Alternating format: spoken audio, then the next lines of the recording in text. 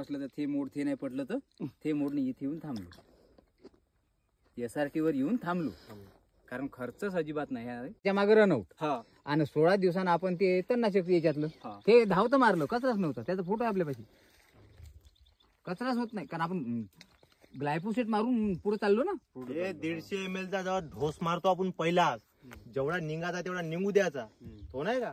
लोकांपेक्षा 8 दिवस लेट टोबणी पेरणी करायची. याच्यात 8 दिवस नाही लक्ष द्यायचं. पावसाळ्यापासून समजा तुमच्या शेजारी हे टोबून राहिले, याची पार्टी एवढी होऊ द्यायची. काऊन टोपते ते बियाणं नाही मी सांगितलं. आणि मग आपण त्या कचऱ्यात भिडायचं. मग हे लागते आपले महागडे तणनाशक घ्यायच्या लिक्विडच्या मागं, आपलं ग्लायसेल मध्ये काम ओके.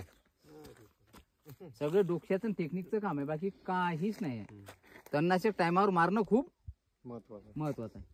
फक्त त्या टायमावर तणनाशक मारणं महत्वाचं आहे. टाइम सोडून काहीच नाही. जेवढा जास्त कचरा कप्पा कचरा होऊ द्यायचे अंगाच्याच वर गेला.